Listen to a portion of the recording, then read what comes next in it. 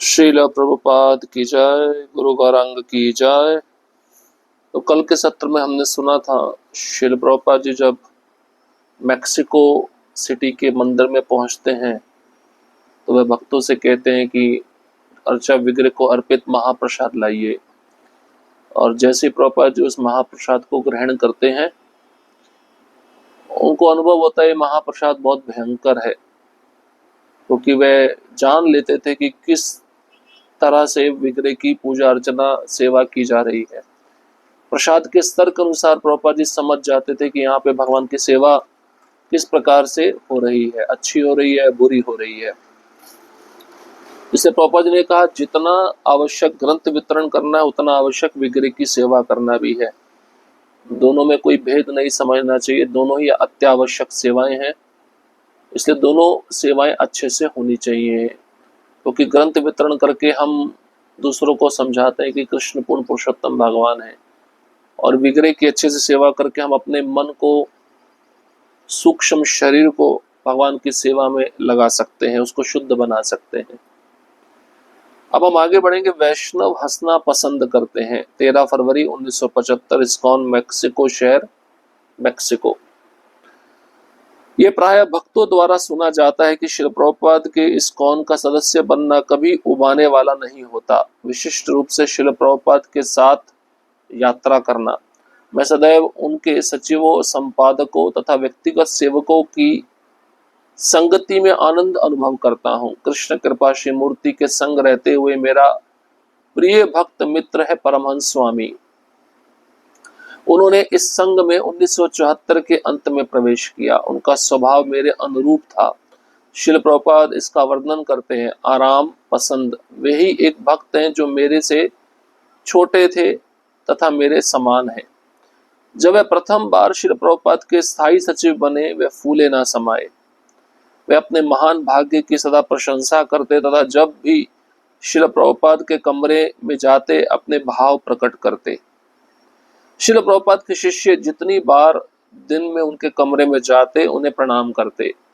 यदि आप उनके कमरे में 5 बार गए तथा बाहर आए, आपको हर बार प्रवेश करते हुए या कमरे से बाहर आते समय प्रणाम करना है। उनकी मध्याह्न की प्रसाद सेवा करते समय जब मैं साथ वाले कमरे में उनके लिए गर्म गर्म चपाती लाता, हर बार उनके आगे झुकता। जितनी बार मैं अपना सिर पृथ्वी पर लगाता मैं उतनी प्रसन्नता अनुभव करता। इसका अर्थ कि श्रील प्रभुपाद अनेक चपातियां खाते थे। परमहंस स्वामी ने अपने प्रणाम को एक कला में परिवर्तन कर लिया था। जब उन्होंने उनके संग में प्रवेश कर लिया तो वह बहुत प्रसन्न हुए। जब भी श्रील प्रभुपाद उनको भेंट करने के लिए बुलाते, कमरे में प्रविष्ट होते ही वे अपना 6 फीट का शरीर पूरे दंडवत में उनके आगे बिछा देते। प्रणाम मंत्र बोलते समय वे पृथ्वी पर पड़े रहते और श्रील प्रभुपाद की प्रशंसा में श्लोक बोलते रहते। 2 वर्ष के संन्यास काल में परमहंस महाराज ने कुछ श्लोक स्मरण कर लिए थे। श्रील प्रभुपाद कुछ दिनों तक इसे देखते रहे। एक दिन परमहंस स्वामी उनके सामने लेटे हुए थे तो श्रील प्रभुपाद ने उन्हें यह कहकर रोक दिया, आप फर्श पर लेटे लेटे काम कैसे करोगे। परमहंस फर्श पर बैठ गए तथा हंसते हुए उनके निर्देश का पालन करने में सहमत हो गए।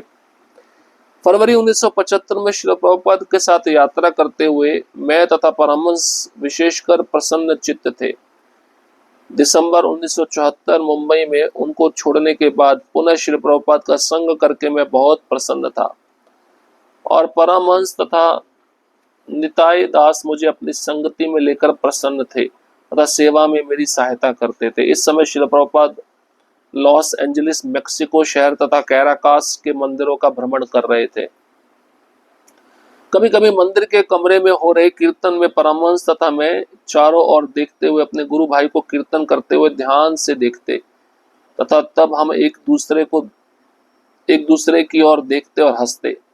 इस विषय में हम मंदिर के बाहर बात नहीं करते, परंतु इन क्षणों का हम दोनों आनंद लेते। हम नहीं जानते कि हमें इतनी जोर की हंसी क्यों आती, परंतु यह कुछ देर तक चलता रहा। मेरे विचार से सच्चाई यह थी कि हम कुछ सप्ताह के बाद पुनः श्रील प्रभुपाद की सेवा में इकट्ठे थे। 11 फरवरी को श्रील प्रभुपाद मैक्सिको शहर में पहुंचे। वे अपनी प्रतिदिन मालिश के बाद बाहर धूप में लेटे थे। ये उन्हें बहुत पसंद था। 13 फरवरी को मैं उनकी पीठ की मालिश कर रहा था कि परमहंस स्वामी बरामदे में हमारे सामने उपस्थित हो गए। उन्होंने प्रणाम किया और बैठ गए। उन्होंने मुझे कृष्ण कृपा श्री मूर्ति की पीठ की जोर से मालिश करते हुए देखा और हंस पड़े। किसी कारणवश अपने गुरु भाई को इस प्रकार शिल प्रभुपाद से प्रश्न पूछने की प्रतीक्षा में बैठे हुए देखकर मैं भी हंसने लगा।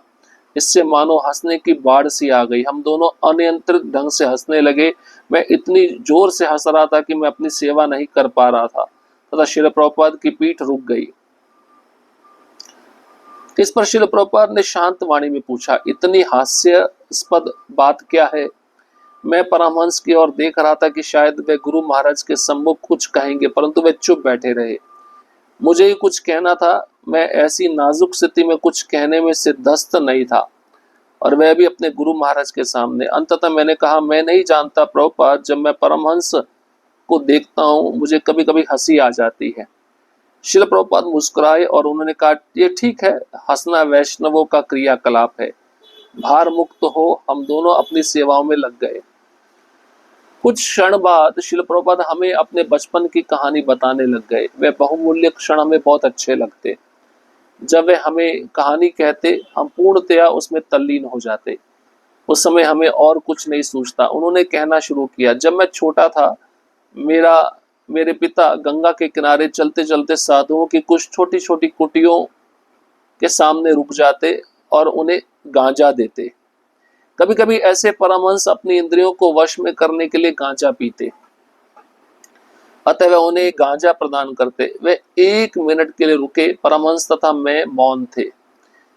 हम अब हंस नहीं रहे थे। हम नहीं जानते थे कि क्या सोचे या क्या कहें। मैं अभी भी श्री प्रभुपाद की पीठ की मालिश कर रहा था कि वे जोर जोर से हंसने लगे और सीधे अपने सचिव की आंखों में देखकर बोले, परंतु तुम नहीं परमहंस स्वामी। मैं मुस्कुराते हुए श्री प्रभुपाद की मालिश करता रहा और परमहंस कृष्ण कृपा श्री मूर्ति को पत्र पढ़कर सुनाते रहे। श्री प्रभुपाद धूप में इतनी मालिश की चटाई पर बैठे थे। उनका सुनहरी शरीर सरसों के तेल से ढका था तथा खूब चमक रहा था। महान वैष्णव खूब हंसे। यह एक अद्भुत क्षण था जिसे मैं भुलाए नहीं भूल सकता। श्री प्रभुपाद, मैं नहीं जानता था कि मैं इस कहानी को अपने संस्मरणों में कैसे सम्मिलित करूं। मैं सोचता था कि यह बहुत जोखिम भरा है कि कहीं आपके अनुयायी इसका गलत अर्थ न लगा लें। मेरे लिए इसे सम्मिलित करना भी मुश्किल था। यद्यपि आपके द्वारा कही कहानियों में यह अत्यंत हास्यास्पद कहानी है। वास्तव में वैष्णव हंसना पसंद करते हैं। जब जब भी मैं आपके साथ था मैं आपका आभारी हूँ तथा आपने स्पष्ट कर दिया कि कृष्ण भावनामृत प्रसन्नता से संपन्न की जाती है।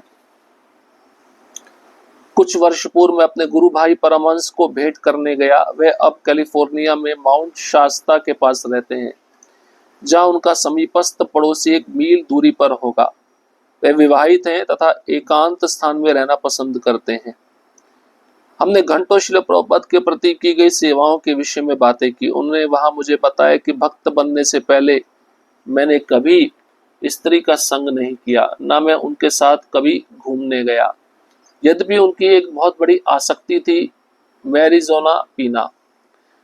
उनके लिए इसे त्यागना बहुत कठिन था। जब उन्होंने मुझे बताया तो मैं समझ गया कि श्रील प्रभुपाद की कहानी केवल एक चुटकुला नहीं थी जिस पर हम तीनों हंसे थे, अपितु वह एक गहरी पहुंच थी जिससे अपने शिष्य को मधुर सतर्कता से शिक्षा दे रहे थे।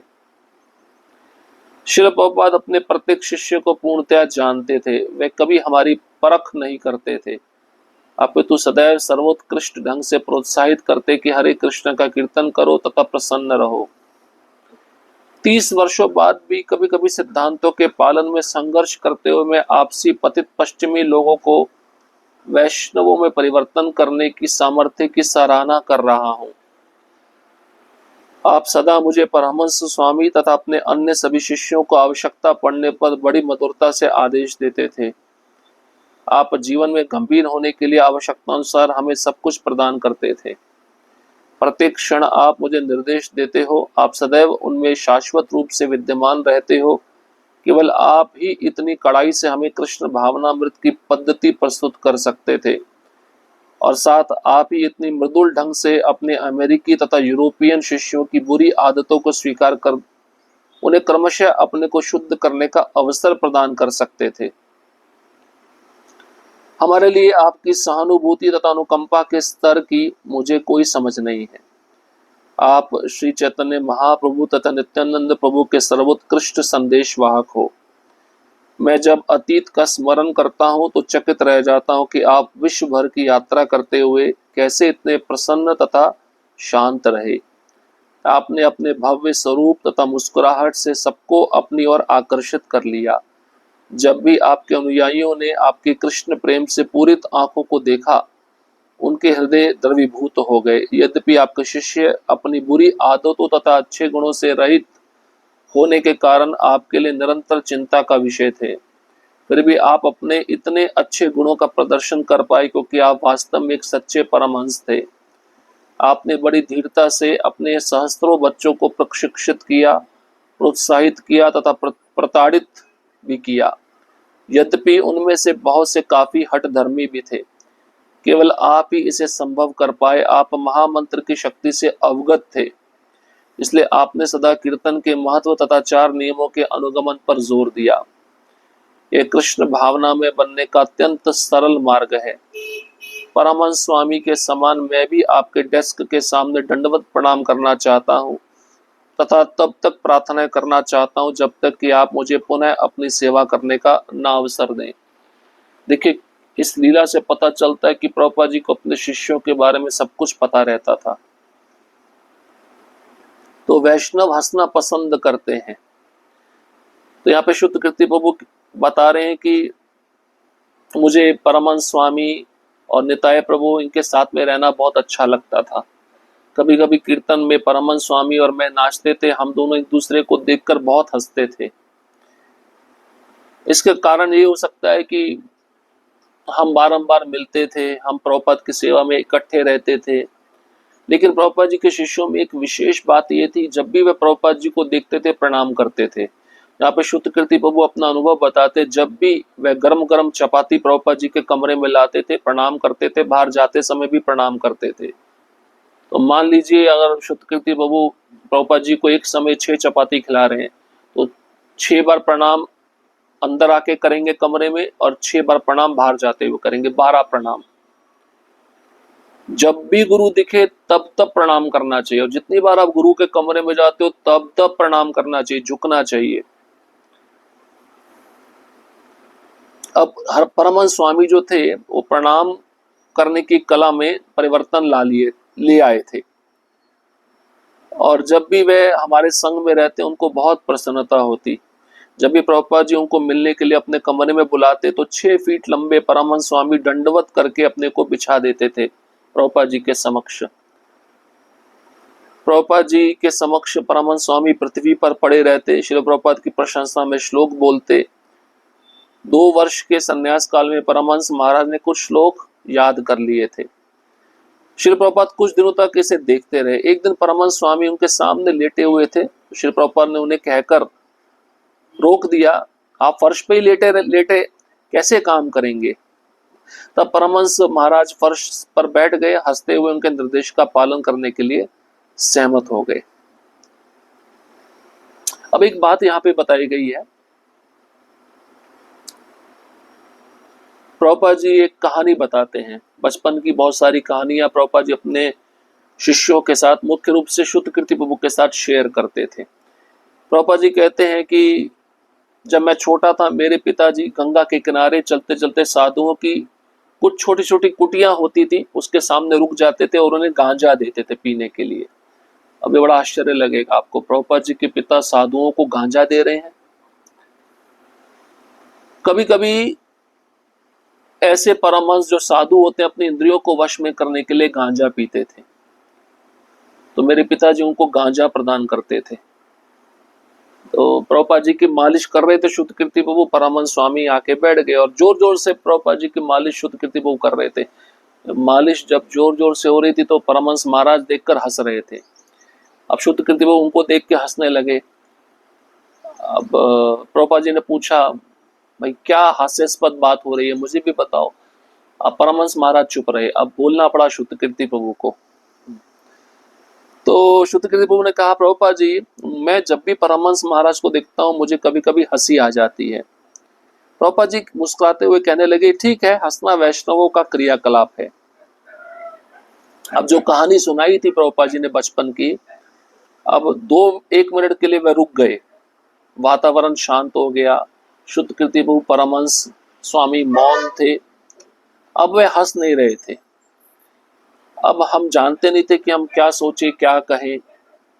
मैं श्रील प्रभुपाद की पीठ की मालिश कर रहा था और वह जोर जोर से हंसने लगे और सीधे अपने सचिव की आंखों में देखकर बोले, परंतु तुम नहीं परमहंस स्वामी, देखिए बहुत सूक्ष्म बात है। प्रभुपाद जी ने वो कहानी बताई, लेकिन कहानी बताने के बाद प्रभुपाद जी हंस पड़े और परमहंस महाराज की ओर देखकर कहने लगे, लेकिन तुम गांजा नहीं पीते हो, तुम्हारे विषय में मैं नहीं बोल रहा हूं। और इसके पश्चात प्रभुपाद जी मालिश करवाते रहे और परमहंस महाराज प्रभुपाद जी को पत्र पढ़कर सुनाते रहे। अब श्रील प्रभुपाद जी जानते थे अपने शिष्यों के बारे में। शुद्ध कीर्ति प्रभु कहते हैं कि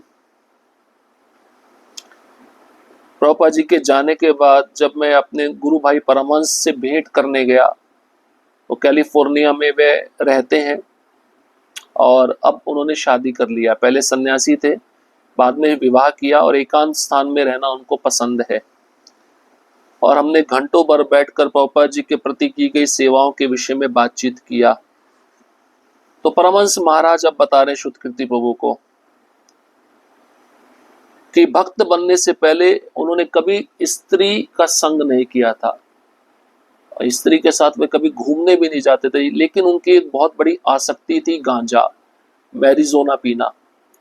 प्रभुपाद जी को पता था ये सन्यासी होके पी रहे हैं, तब भी प्रभुपाद जी ने वहां पे इस घटना का उल्लेख नहीं किया। तो परमहंस महाराज बताते हैं, जो बाद में गृहस्थ बन गए शुद्ध कीर्ति प्रभु को, ये मैरिजोना छोड़ना मेरे लिए बड़ा कठिन था। जब उन्होंने ये बात बताई तो शुद्ध कीर्ति प्रभु समझ गए कि प्रभुपाद ने जो कहानी बताई थी वो चुटकुला नहीं थी। वो हम तीनों हंस रहे थे उस कहानी पर, लेकिन वो गहरी पहुंच थी कि शिष्य के बारे में गुरुजन सब कुछ जानते हैं और बड़ी मधुर सतर्कता से वे शिक्षा दे रहे थे, लेकिन कभी हमारी उन्होंने परख नहीं की। उन्होंने हमें सदैव सर्वोत्कृष्ट ढंग से प्रोत्साहित किया कि हरे कृष्ण का कीर्तन करो और प्रसन्न रहो। देखिए, सोचिए इस बारे में। तो शुद्ध कीर्ति प्रभु कहते हैं कि हे प्रभुपाद जी, आप परमहंस हैं, आप वास्तव में परमहंस हैं। और अनेक शिष्यों को जब आवश्यकता पड़ती थी आप उनको मधुरता से आदेश देते थे। आप जीवन में गंभीर होने के लिए आवश्यकता अनुसार सब कुछ प्रदान करते थे अपने शिष्यों को। आप हर क्षण मुझे भी निर्देश देते थे। आप अपने उपदेशों में सदैव विद्यमान रहते थे और आप ही कड़ाई से कृष्ण भावनामृत की पद्धति का प्रस्तुतिकरण भी करते थे और मृदुल ढंग से प्रेम से आप अपने अमेरिकी तथा यूरोपियन शिष्यों को बुरी आदतों को स्वीकार करके उन्हें क्रमशः उन्हें ऊपर उठाने का प्रयास अवसर भी प्रदान कराते थे। यह आपकी महान सहानुभूति थी, अनुकंपा थी, जिसके विषय में मुझे पता नहीं था। उसी प्रकार से आप परमहंस हैं, असली में परमहंस आप ही हैं। इस तरह से मैं आपके चरणों का आश्रय कभी भी छोड़ना नहीं चाहता। हरे कृष्णा कृष्ण कृष्णा हरे हरे, हरे राम राम राम हरे हरे। श्रील प्रभुपाद की जय, गुरु गौरांग की जय।